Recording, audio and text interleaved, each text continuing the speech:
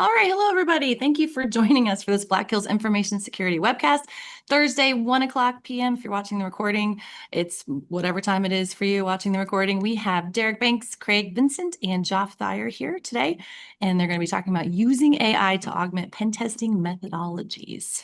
All right, take it away, guys. Good luck. Hi. Like specifically WebApp pen testing methodologies, I Yeah, believe, actually, right, I Craig? thought about that this morning when I was going through. This is all web app stuff, as it turns out, but I do a lot of that. Well, I So think yeah, well, I mean, I think that, for at least for right now, my opinion is that web apps are probably where AI is currently going to shine the most as we get started going down this road of using AI to help ourselves be better penetration testers. So just as in the nature of all the text that you get, to and from. Yeah, so I guess a little bit about me. I've been here since 2014 at BHIS. I got interested in data and AI stuff in probably 2019 timeframe and went and got over the pandemic, instead of learning how to make sourdough bread, I got a master's in data science and learned a lot about AI. And so currently, I'm kind of helping work on AI and machine learning security and using AI to solve InfoSec challenges. Hey, cool. I guess I'll jump in there in between. We didn't put me on the slide because we just for fun The added me last into minute the addition. yeah, we added me into the webcast at the last minute. So yeah, I've been with Black Hills for a long time. I think I started the year before Derek, so 2013. I've done a lot of things: penetration testing, security analyst research, malware development. Um, Very heavily involved in artificial intelligence as well, mostly with Derek as a course author.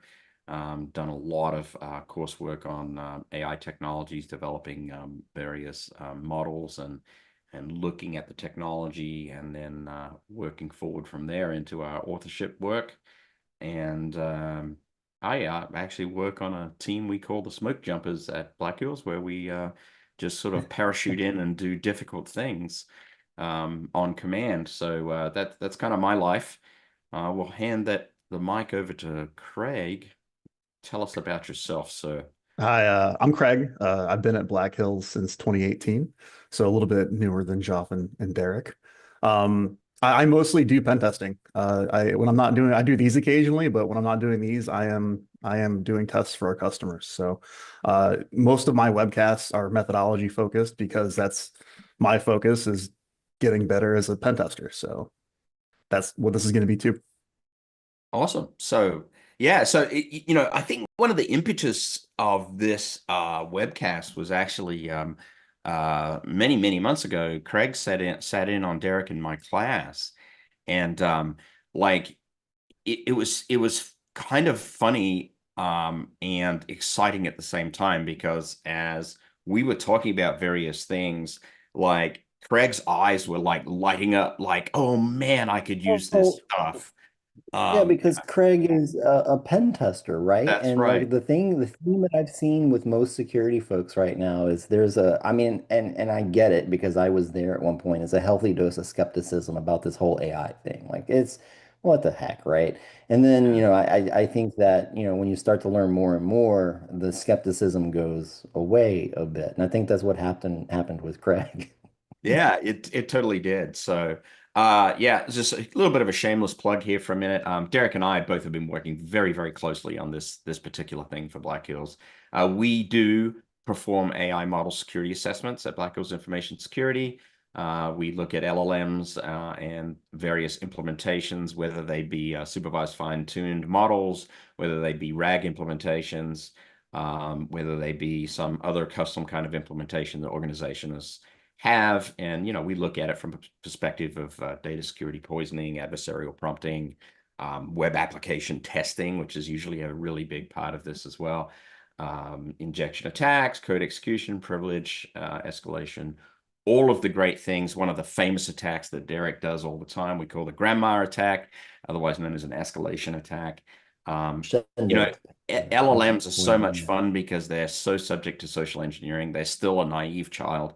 It's really kind of awesome to do some of these assessments. I don't know, any words of wisdom on that, Derek? No, I just think that, it's not only the AI part, it's also, the surrounding supporting stuff. Some of the coolest problems we've found weren't necessarily AI related, but like, in the API connected to the AI or something along those lines. And so we try and take a comprehensive approach for the whole system, just like it was a complex web app. I mean, really, I think Craig messaged me, about a month ago. He's like, dude, people are shoving LLMs into everything. Yep. And so I think Yeah. eventually, like web apps and AI testing there's going to be, and maybe we're already there. There's going Yeah, to be a think there's lot of there's a big merging of overlap. technologies, there's no doubt. And what we've learned is something that's happened in the information security industry a lot, and that is what is old is new again. Is that, turnabout come right around the corner again. It's kind of like some of the mistakes that were made in the past are being made again as people start to do this API testing. So yeah. Um, all right, I'll give this one over to Craig. Yeah. Let's go. Yeah, like Derek mentioned, people are shoving these things into everything. I think half of the web apps that I've done the last few months have had an LLM component to them. So it's definitely something that's not going away. And my intro to this was I've been aware of AI for years now, but it's always been kind of like oh, that's a cute toy, that's fun, but it's not usually that helpful. Um, I've been put onto it though. I'm going to shout out to the critical thinking bug bounty guys. They do a lot of bug bounty stuff, and they're really into AI. They're using it for their bug bounty research. And so, if you're not listening to them, if you're a pen tester, definitely go check that out. You will learn stuff. A couple other ones, Jason Haddix and Daniel Miesler. And then, of course, I was like, okay, I got to take this seriously. Let me go sit in on Joff and Derek's class. And I did that. And that kind of turned into, okay, how do I make this part of my methodology, right? Like, how do I make my work easier and better? And that's kind of where we went with it. So Cool. that's what this is. So Yeah, so there's I love three this. three main. Sorry, you Oh, I go. was going to say I was going to punt it over to Derek anyway. I love this slide. It kind of is a great overview slide of the kinds of things, the kind of angles that you may want to take when it comes to using AI technology, LLM technology in your pen testing methodology. What's your thoughts there, Derek? Yeah, I think that we're at the beginning kind of this, and I think that the three areas we've started adopting and kind of looking into are, kind of analyst sixth sense, like how do you like use AI to augment you as a pen tester, and I think that's where kind of like the rubber meets the road, and I think we're at the kind of the beginning stages of that, and so. Like how do you use an LLM to like the help you with the actual hacking? And then I'm sure a lot of folks on this webcast have already used AI for rapid development and brainstorming type of stuff, and using it to help you code. I mean, I've made this comment a couple of times here recently. The latest version of Claude, was it Sonnet 3.7, is a better developer than I am. It is amazing. And then another shout out again to Jason Haddock's specialized AI security bot. We're going to talk about the Arcanum security bot if you're not aware of it. And yeah, somebody posted Fabric into there. Yeah, Fabric is a good place to get started. Again, Daniel Miesler with using customized prompts, better prompting to help you as an analyst get further down the road. Yeah, I think an extra shout out on that. One of the beautiful parts of what Daniel Miesler has done with Fabric is given us a sense of how important good prompt engineering is, how important it is to have really comprehensive, well-written prompts for large language models, because I think we all came into the AI industry initially kind of treating it like a search engine, and that's not what it is, right? Having I think lots that's of okay, context, right? lots Like of detail. Yeah. I mean, even if you go to Google now and you do a search, you get a Gemini, like, like it tells Right, you what, right. like, there's an AI. And so I think Fabric's a good way to kind of open your eyes to see that no matter what LLM you're interacting with, the prompt, how you prompt it is like the most important thing. Like the detail and level of instructions in your initial prompt is really going to, like, the better your prompt, the better, the results that you're going to get. Yeah. And it's actually funny, historically kind of funny, because Derek and I, when we first came to the artificial intelligence tech topic, we came at it from an academic kind of perspective, both of us, right? Derek having recently done his degree, which is fabulous. I was completely envious, wanted to do the same degree, to be honest. And me, I come from a very academically heavy background. I have a degree in mathematics, master's in computer science, this kind of stuff. So I definitely came at it from kind of an academic perspective. So we were all like heavily coming in going, wait, people want to use LLMs for everything, but there's all this other AI technology that's out there that's been used for, a decade or more, that's not natural language processing based. But as we rolled our sleeves up and we like dug in really deep, we started to realize just how advanced, the transformer architecture, the natural language processing ability, the very large context windows, just how far along all of these entities out there had come, and it turns out that LLMs can be used for just about anything, which is it was a real interesting learning curve for us as we went through sort of that academic path, I think. So should we do the next slide, guys? Craig? Yeah, I think we're ready for that. Yep. And so the question everybody asks about this with AIs is like, is AI coming for my job? And the answer is like, not yet. But you need to be on top of it because it's going to help you do your job better and make sure that it doesn't replace you, right? And so knowing how to leverage it and not letting it get in your way is part of the learning curve, right? You guys experiment with that, like go down rabbit holes and you spend more time messing with your AI than you do doing the actual work you're trying to get done, right? It's kind of like the automation paradox, but with AI a little bit. So, but overall, I've found that it's helped me a lot. Doing just kind of I treat it like an intern, right?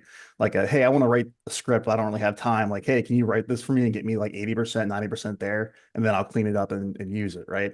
I think that's a great comment, Craig, because AI to me is become like a task accelerator.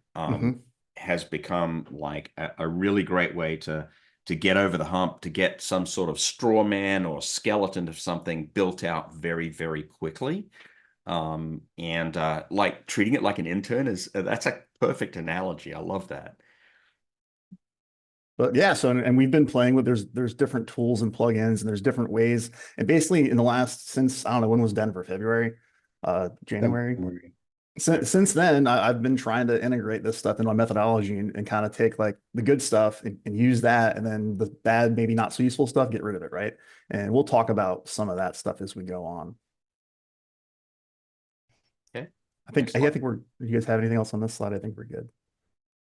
Yeah, so I think the only other thing that I would say is that I hate using this word almost, but the ecosystem, I use the ecosystem word, around AI and tooling is expanding so rapidly right now, that it's really dizzying. I mean, it really is just astounding what's going on.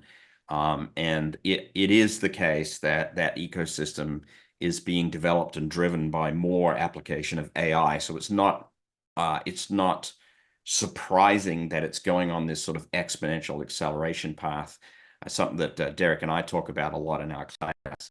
But I mean, I learn Craig's stuff exactly every right. What you've got to do is focus in and like sort out the wheat from the chaff. What is going to make your job better, faster? What's going to be applicable in the context that you're working? That's what matters. Yeah, and I think, the key takeaway for me here, like the more I use and learn about AI is I'm not really worried at the moment that it'll take my job, maybe one day, but I think that someone who knows how to use AI, and if I wasn't, going down that road, if I continued to be the curmudgeon that I used to be about it, maybe then I would have a disadvantage because I'll talk about it here in a little bit, but I recently did something, to write a Python program. And what would have probably taken me normally like weeks to do, I did in 2 days. And I just think that the task acceleration aspect of it is phenomenal. And so, one of the things that I noticed, and it was the kind of the reason that Joff and I wrote the class was that I kept hearing InfoSec folks talk about AI, and just I could tell by their comments that they didn't really kind of understand just like what it was that they were even working with. And so, real quick, and we're not going to be able to talk in depth about what an LLM is, but it the way that I describe all machine learning, and that includes transformers and LLMs, like what we're doing right now with machine learning at a 30,000 foot view is pretty simplistic. And really what I mean is that if you envision a black box, and that's the AI, and inside of that black box is the magic that happens, you have an arrow coming into the black box that has your data and probably, like what you expect, like expected parameters. It goes into that black box, and on the other side comes out the, data, like more like the best fit parameters or the most likely outcome from the data and parameters you put in. And so what's inside of that black box? Math. And so if you think about like y equals mx plus b from like high school algebra being in that black box, and you put in some data and then you get out the slope of a line, right? And so that's really what AI is. Even transformers right now, you're putting in data and it's finding the most probable solution to what you put in, and then it on the other side comes out. And so when you go to ChatGPT and you put in data, it's really just at essence of it is the most likely outcome or probability wise, like for every word in the sentence that you put in, like the response to that. And so when you scale that up to ridiculous like sizes, it starts to really kind of act like a human in a lot of ways, which is fascinating. And so really at the end of the day, LLMs are just fancy big next word predictors.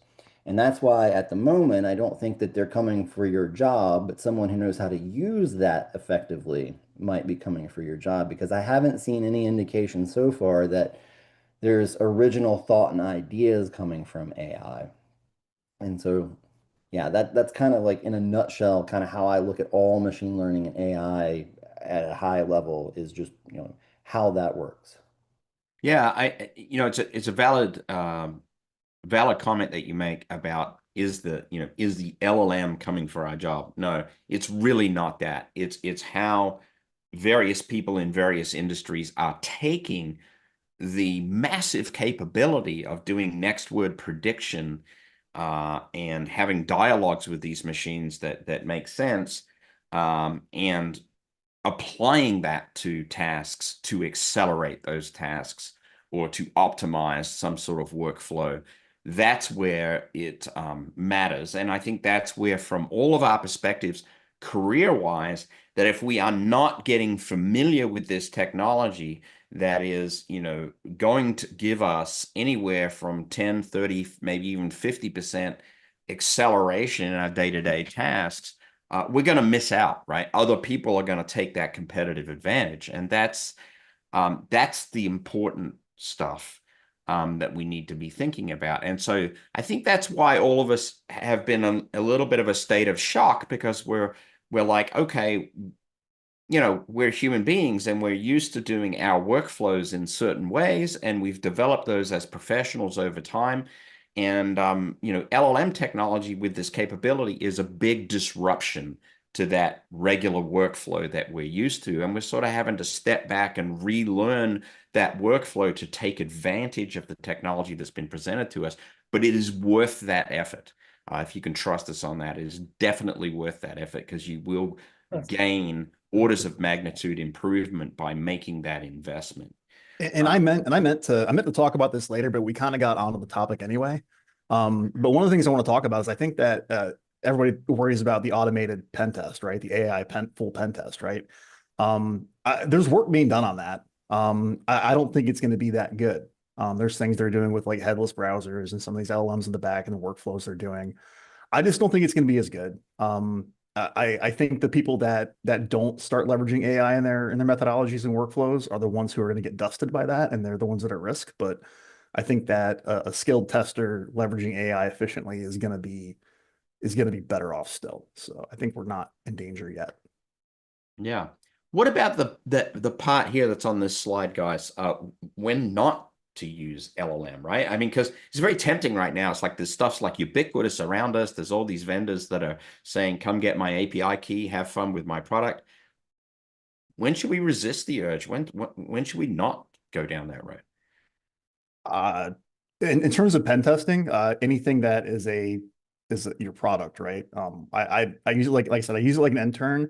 Nothing that's AI generated, whether it's something in a tool or a plugin or output from a question that I asked it, none of that is ever going to go into my report, because it's something that I need to use as a starting point to actually go down a road and validate manually and use my knowledge and experience and skills to follow it out. Like I feel like a lot of people are maybe leaning on AI for reporting, like writing up a finding or something like that.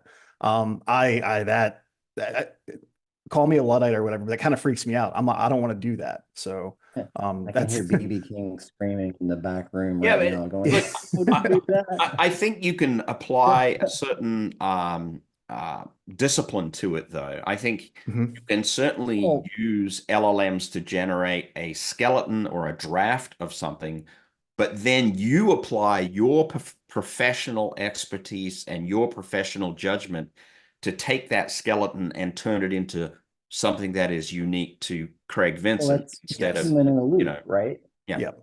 I mean, that's our policy at Black Hills right now is, well, there's actually two parts to it. Like for using AI, Gen AI technology, right? The first part is that you can only use like in the input that goes into the Gen AI, you have to own it. You can't take someone else's stuff. Like I can't use someone else's webcast and call it mine and make a blog post on it, right? I need to make it my webcast and my prompt. And then the second part of that is when you get the output, like you can't just copy and paste that, just like in our reports, you can't copy and paste from other reports. You have to write it yourself. So you use it as a starting point. You go through and you read and you change and you add to or you subtract. And then that product is what you get on the other side. So it's always a human in the loop. And the other thing actually kind of relates to one of the other points on this slide, especially from a pen test perspective. We're looking at confidentiality of client data. You don't ever want a pen test to become a security incident. And let's talk. I guess let's talk about the elephant in the room, which is local versus remote models. Derek, you want to explain the difference between those and talk about maybe some security privacy considerations about sending client data potentially to somebody else's environment, right? Yeah. I mean, I think that as security professionals, we're all generally pretty hyper aware of privacy, right? And where our data is going. And I'll definitely, that's been the subject of many conversations internally at Black Hills. Like, do we run our own models? Do we use frontier models? And so, just, in general, a local model or, running it like, we have an AI rig that we have, a Llama install at, in Sturgis, but also run local models here on my MacBook Pro. I control them. And basically, remember when I said the black box was just math? Like if I go get DeepSeek and I put it on my local machine and run, if it'll run on the small one will run on my local machine, then I'm just using weights, right? I'm not like sending data to DeepSeek or something. So when we say local model, I think that means either locally on my machine or on infrastructure that I control because, one of the big fears is if you're using a remote or we'll say a frontier model or some kind of service or an API, like so ChatGPT API or Claude or Grok or whatever, then there's a fear that, they'll take that data and use it to train future AI models, which I'll say, I mean, that's a legitimate like concern. I mean, it's not as risky as I think that we've all thought it is, and the reason I say that is two ways. One, specifically for OpenAI, they have a SOC 2 compliance, and if you're paying them, they say they're not going to take your data and use that to train future models. So you kind of, take them at their word. I mean, do you believe them? I mean, if you believe Microsoft when, you're putting things into SharePoint or your emails, I mean, are they using that stuff to train large language models? I mean, I hope not, right? And then, something that, Jake Williams pointed out in Denver during his keynote, I think is a good point as well, right? And that's, again, when you think about how transformers are trained and then what they do, predicting next word, like predicting the next sentence or next paragraph, when you train a large language model, it's trained on billions and billions and billions of tokens. And by token, I mean basically a word, trillions of tokens, just a vast amount of data that's being used to train these large language models. And so if some of your proprietary data snuck into that training set, is it going to get predicted back out? Well, it'd have to be a pretty significant amount of information. And so I think that if you got to the point where your data was being predicted back, predicted out of, the math, because it's not storing your data, it's basically making predictions, then you would probably have a bigger problem with data leakage and data control. Like, and so what I'm getting at is that it's not very probable that if you had, a document leaked to into a training set, that it's going to make it on its way, back out probability wise. But I mean, I get where people get that concern. So really, local LLMs, you can think that, privacy is a little bit better there than in frontier models. But the double-edged sword to that is generally the local models that you're going to run aren't going to be as good as the frontier models. I Yeah, mean, right now, I the was biggest. about to bring that up actually, Derek. So you are resource constrained when you run a local model. And by that, most of us don't work in organizations where we can build a multi-million or billion-dollar compute cluster to run our own local models, right? Most of us are going to be in environments where we might have enough resources, maybe to spend, some anywhere from $5,000 to $50,000, depending on what your success is in budgeting with your organization and what your budgets look like. Maybe some people have a little bit more than that, but that is going to build you an environment that's going to be one or more, sort of prosumer grade GPUs. And that what that actually translates into is you are running models that are smaller in terms of their hyperparameter accounts. And usually they are quantized, which means they are kind of subsets of the bigger models. They are very effective, but they are certainly not as rich in their ability as the very, very large models that the frontier company entities are running, right? And I think Well, what it actually comes down to for us as pen testers and consultants, though, is customer understanding of this, the performance trade-offs, and then their consent, right? And I like Jason Haddock's approach, and I'm going to start using this as my approach for doing ROEs. Is basically you explain to the customers what the options are. It's like, hey, I can use these large frontier models that are going to perform way better, but I'm going to potentially be sending stuff to them, and you want to allow that trust boundary, right? And as opposed to, or I can do a local model and it's not going to be as good, but I can use that, or I can do no AI at all, and it's really up to you. These are the trade-offs. And just like everything, there's a little bit of nuance here too, right? Because like with Amazon Bedrock or Azure, I can run my own version or my own copy, so to speak, of a frontier model. I won't have, so basically, talking about the difference between training and building a large language versus running it. So training versus inference. If you ever hear the term inference, it means running a large language model.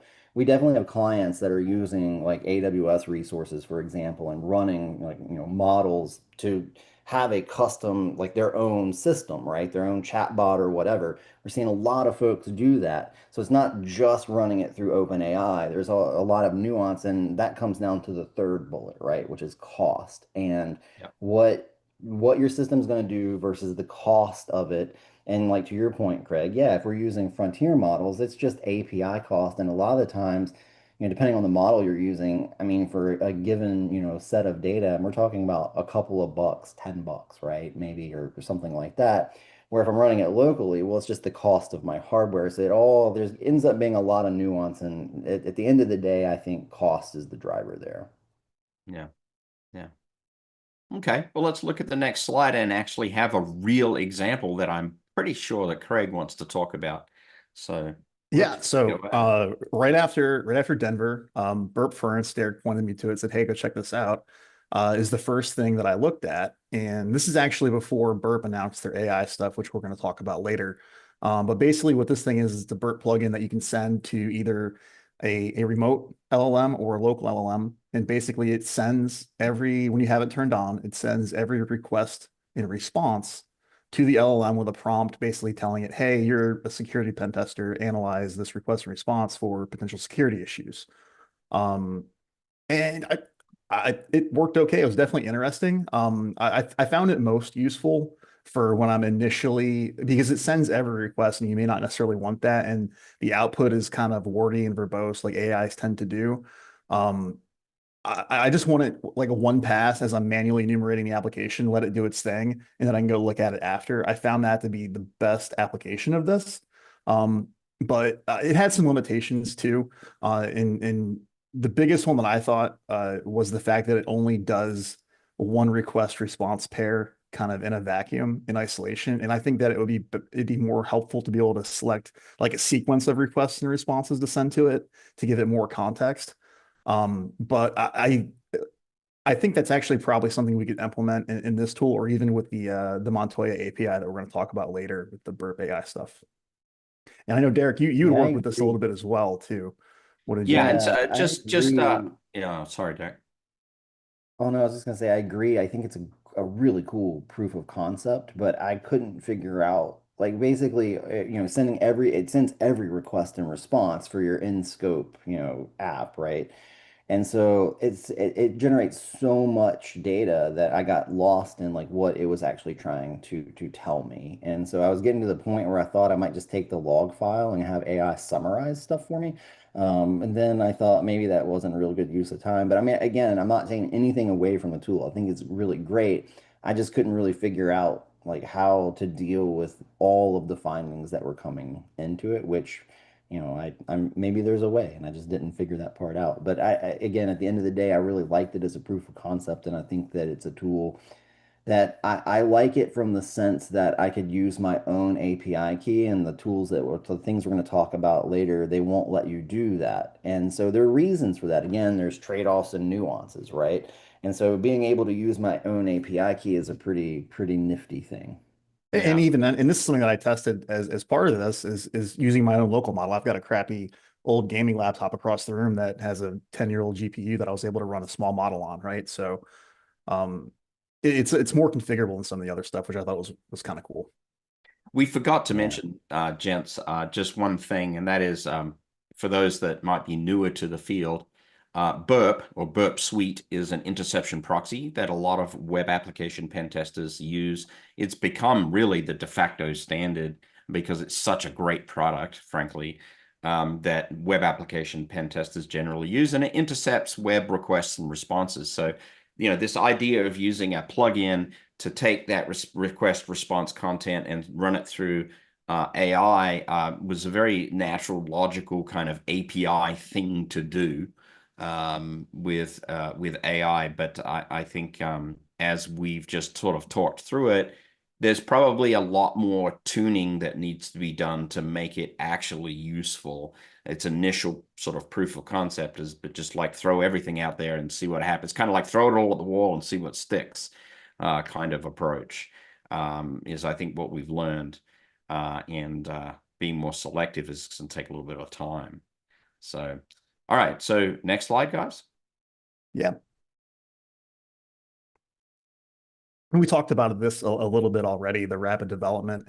It's one of the things that I found most useful for AIs. I have an example that I pulled from the first blog post in the series that I wrote, where basically I was trying to generate payloads faster and for some web app testing, and I instead of, Job's got a class on writing regex, but I haven't watched it in a while.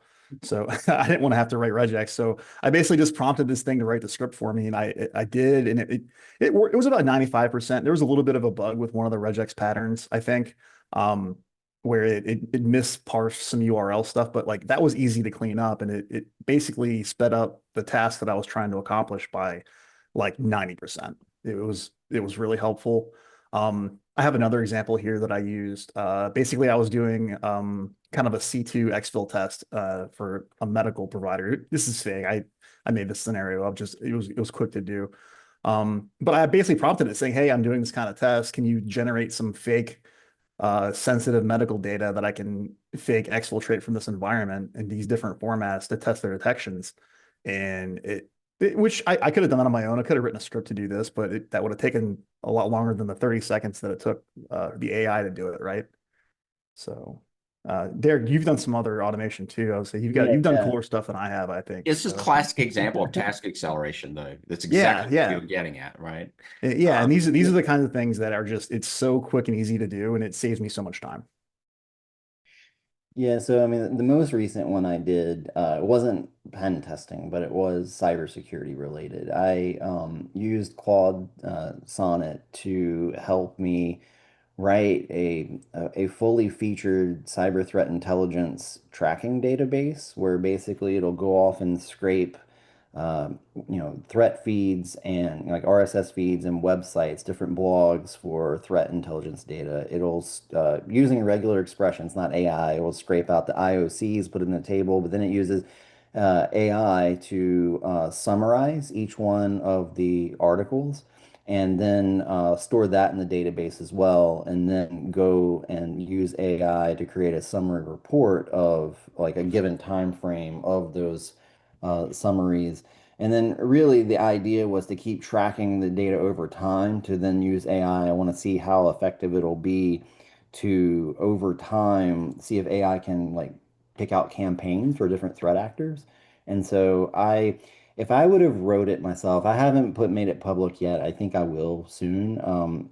If I had to write it myself, it probably would have taken me 2 or 3 weeks.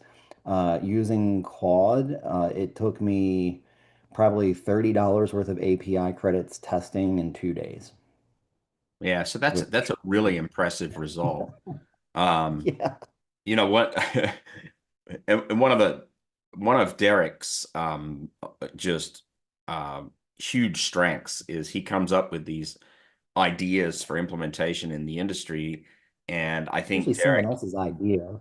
right, Derek in the past has kind of like turned to somebody like me and say, "Joff, I need some Python scripting," but he doesn't need me anymore because he can get Claude to do it. No, don't need you no more.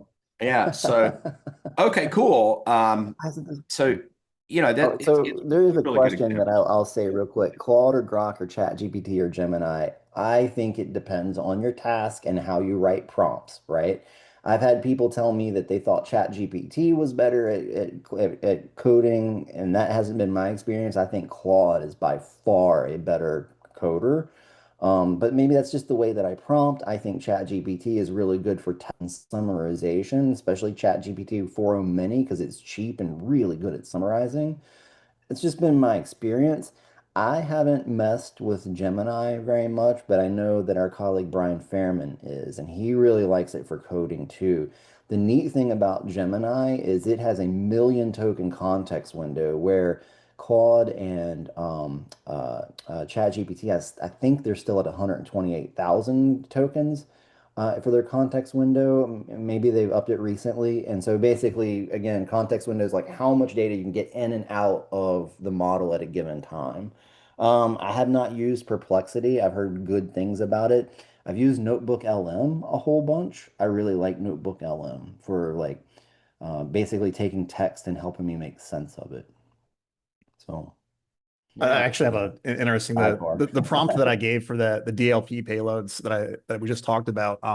I forget which models. I tried it with the first model that I tried in Copilot, and it told me, "Nah, I can't do that. I'm not doing that for you."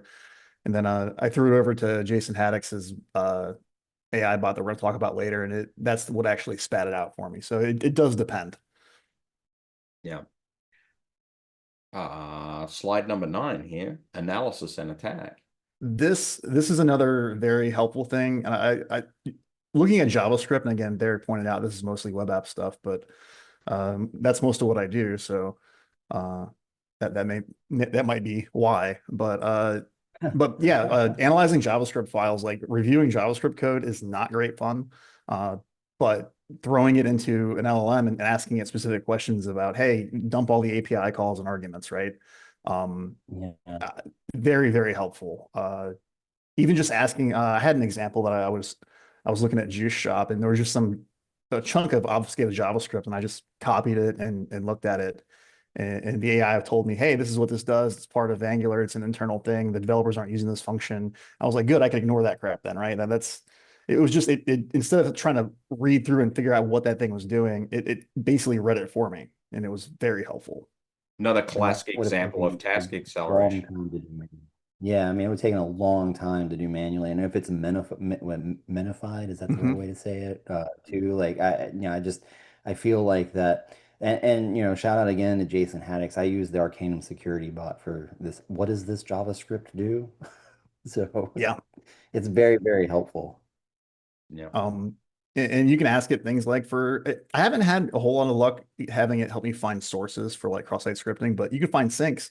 You just ask it, hey, is this chunk of JavaScript using any dangerous methods like eval or something like that? And it'll go through and it'll find them for you. So, and a lot of this is in the prompting, right? So what Jason's probably done for us, I haven't looked at it very closely, but you guys can just correct me if I'm wrong, is with his security bot, he's probably spent the time and effort to work out how to optimize the context, the pretext, the persona, the actual prompt structure that will get him the best results in the attack analysis kind of work that he's looking to get out of the AI technology.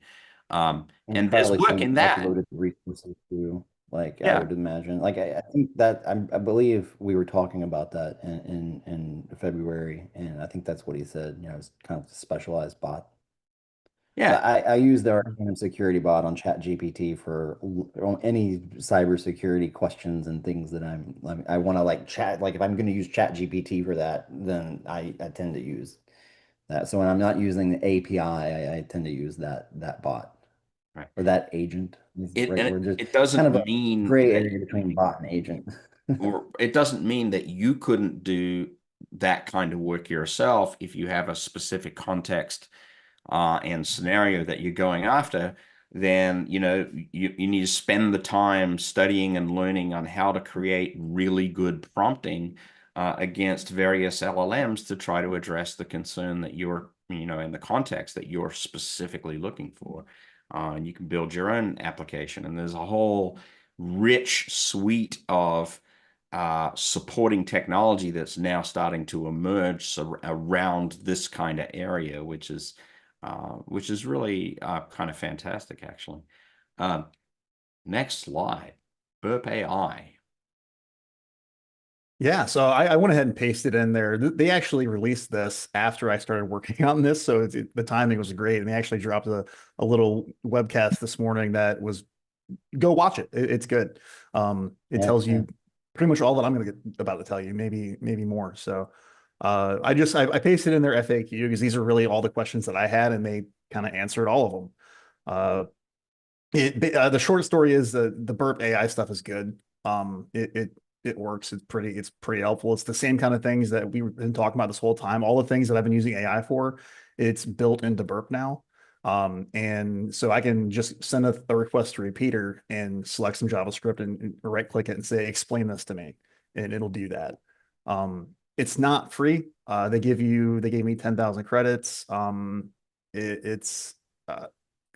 I burned through those pretty quick. I'll be honest with you. Because some of the requests actually do more than others, right? So if you select some JavaScript and just right click and say, explain this to me, that's like 7 credits. That's easy. That's not a problem. But if you have a finding and you say, explore this finding, it's going to make a whole bunch of requests in the back end. I had one yesterday that cost me like $1, right? As opposed to less than a penny for the 7 credits, right? So it varies, so be careful with it.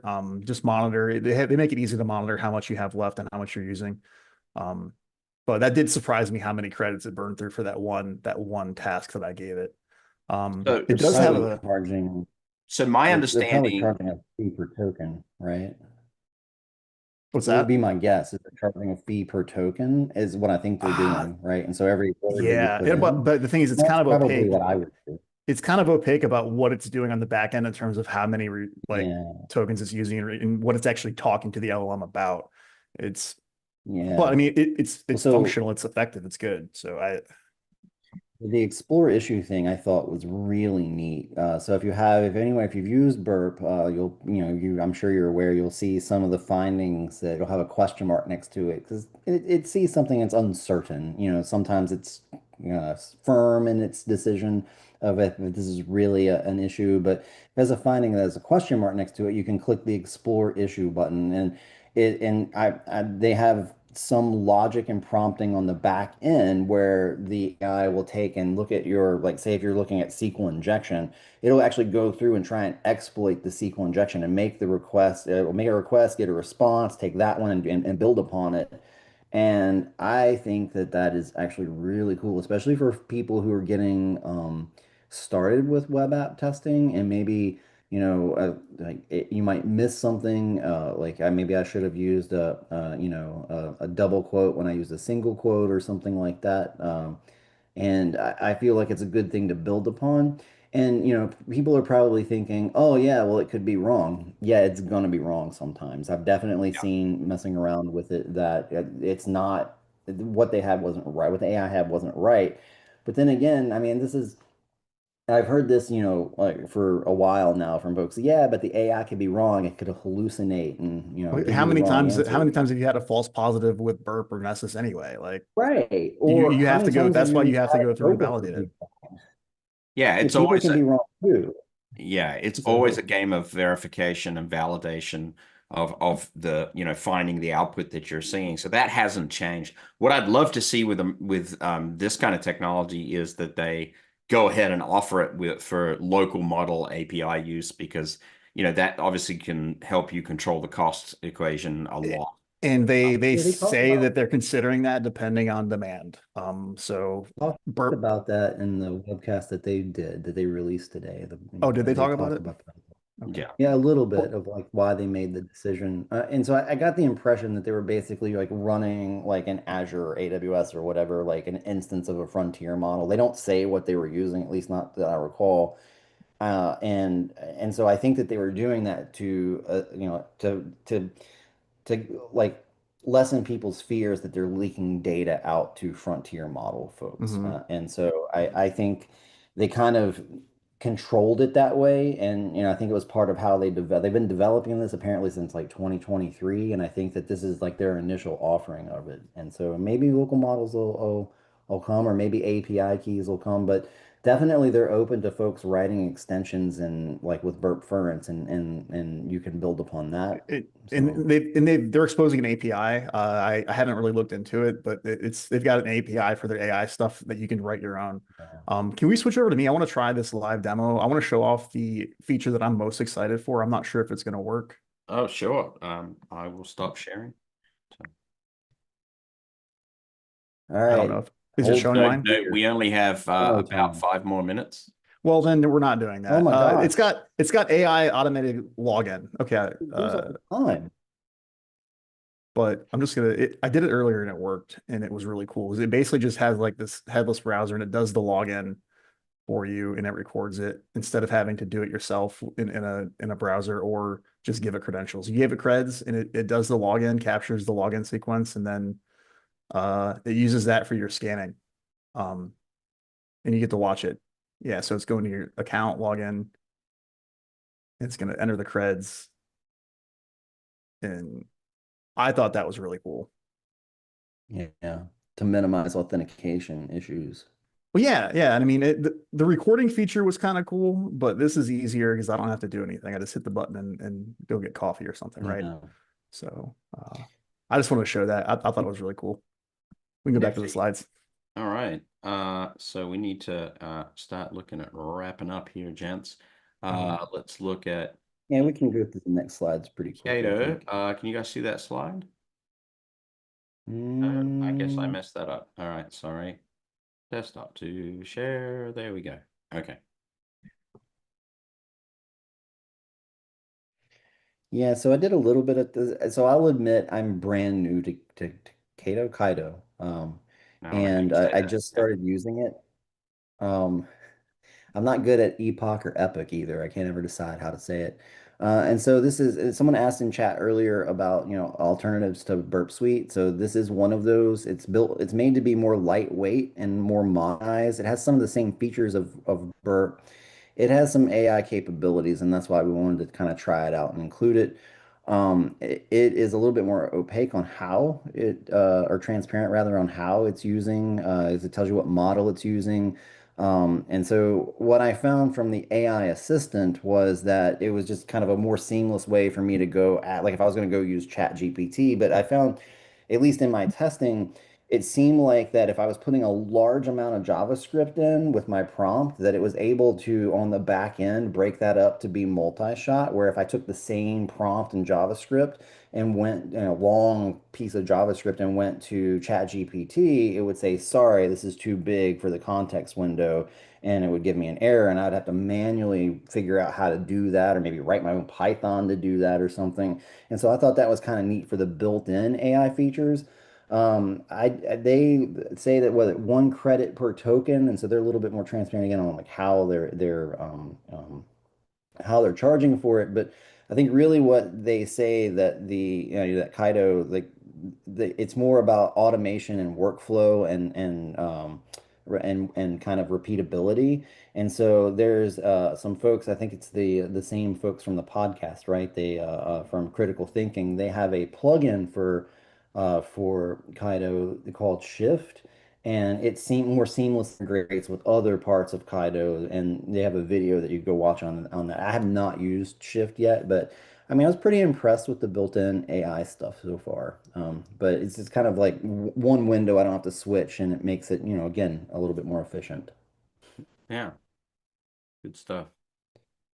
I mean, I can't believe we And I think we're took ready for the last time. slide. I thought we were going to Yeah. I finish think we're out of early. time, so I Like, want to. I think we I'll are out do. of time. So let's, Craig, wrap us up, my friend. Yeah, I'll do my spiel here. The future. Basically, I think that the pen test puppy mills are the ones who are in the most trouble. I think the automated AI pen testing is going to come after them first with the fast and cheap, whereas where traditional pen testers leveraging AI are going to be a better product. And yeah, that's basically where I think we're at with it, and where we're going. So Very good. Yep, that's all we've one got last for you thing. today. Oh, go ahead. One last thing before questions, I just want to take a moment to we started an AI and cybersecurity podcast called AI Security Ops, and I think we're on episode 5 or 6 at the moment. And so yeah, if you're interested in the intersection of AI and cybersecurity, weekly we're going to be, waxing poetic about those things. Yeah, and you will find various of us on that podcast. I tend to play the MC or the host. Derek has been part of the podcast. We've Brian Furman, another one of our colleagues, Bronwyn. I don't know that we've had Craig on as a guest yet, but he certainly will be in the list very soon. And so, yeah, if you want to sort of keep following the thread, we're trying to produce that podcast and have a good time with it and talk about these various aspects of the profession and intersection with cybersecurity. Thanks, Bronwyn, for moderating the chat. I appreciate it and answering questions. I appreciate Yeah. it. thank you all for coming on and helping me out. I appreciate that, guys. Oh yeah, this is fun. I like doing this kind of thing. Glad your computer All didn't right. crash. That was great. There's probably a lot of questions. I've been trying to get to some of the questions, but I guess, let's take some questions. Yeah, we'll take questions. If they didn't answer it during the webcast, feel free to pop it into the chat. And well done, everybody. Craig, Derek, Joff, thank you guys. You guys crushed it. Did such a wonderful job. And yeah, Bronwyn, thank you for being in the chat, answering questions. That was awesome. Awesome.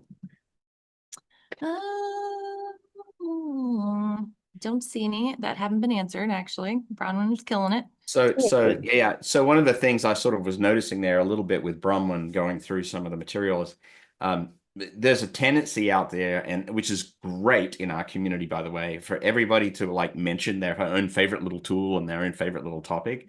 And in this particular space, there's going to be a lot of that, right? There is so much that is being developed so rapidly in this area right now.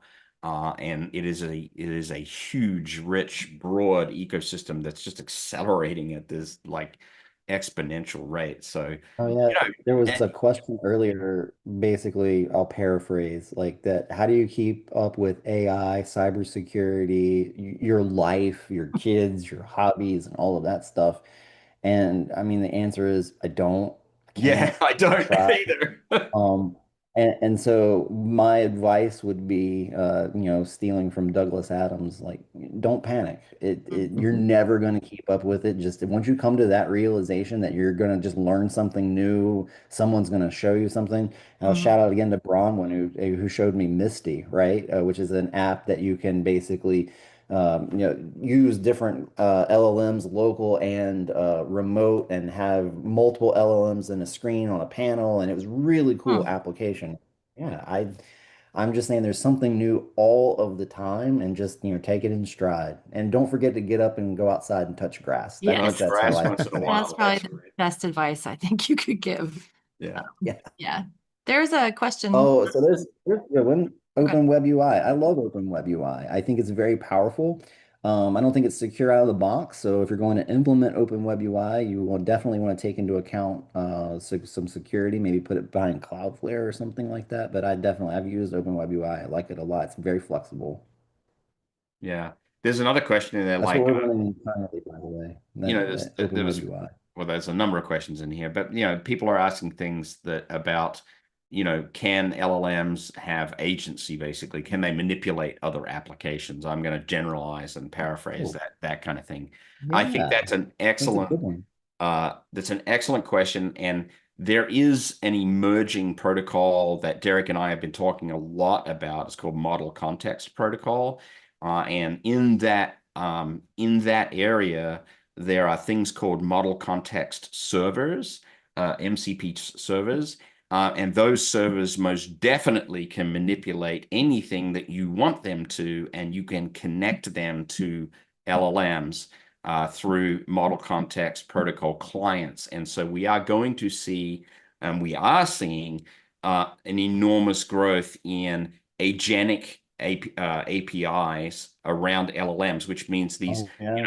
agentic, I guess is the right word. Whereas these entities are being connected to other things. Now, there is a massive security attack surface and vulnerability concern around all of that, but that is an explosive development area that's occurring. Do you think that we Yeah. could attach that to something like a headless browser?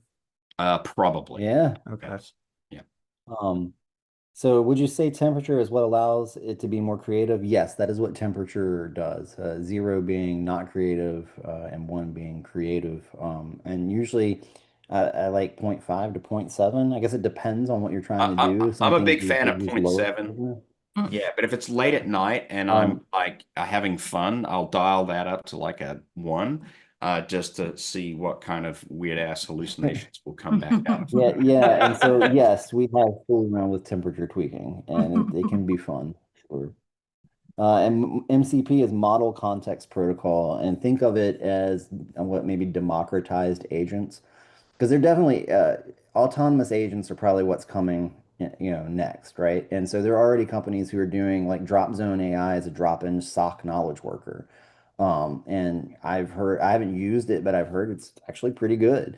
And so I think these things are coming. Like if you're in a SOC one day, you might essentially have a AI kind of, coworker that's kind of, and someone mentioned earlier, rest in peace interns. Yeah, maybe. I think that might be a thing where entry level is going to be a harder kind of thing in the future. I mean, Yeah, definitely, I but think AI very shortly is going to be, in the next couple of years, is going to be changing a lot of stuff, work and economic wise. well, But I'm going to say we don't have a lot of time to talk about that now. to all those young people that are coming through college at sophomore, junior level, in computer science and maybe cybersecurity, start investigating MCP and server-side agentic stuff now, because if you can actually come to the table as an intern with useful AI plugins, you're going to be a great intern. So Also, junior, to throw in my 2 cents about soft skills, just learn how to communicate with people, make yourself invaluable as just a human, getting along and being able to translate. Communication is key. So like lean into communication. working on yourself too. that was so Deb to say that. Yeah. Are you shocked? No. No, I have not a bit. my oldest daughter was junior in high school, took AP computer science this last semester, and she had her friends over working on a hackathon over at our house, and that was the thing I told all of them was learn how to use AI to make yourself not only a better programmer, just better at stuff, right? And I'm hoping that it sinks in. So yeah, like Josh said, learn MCP, model complex protocol. So I actually have to jump off and pivot to another place. So I guess this is bye. Alright. That's it. Thanks Yep. for coming, everybody. Bye. Yeah, it's a good end. It's a good end. Thank you guys. Again, we Okay. realize there's so much content and time to spend other places. So we always appreciate you spending your time with us. So As I say in the AI Security Ops podcast, take care, everybody, and happy prompting. happy prompting. Yes. Take care of each other. All right, guys. All right. Ryan, you know what to do. Kill it with fire. Kill it.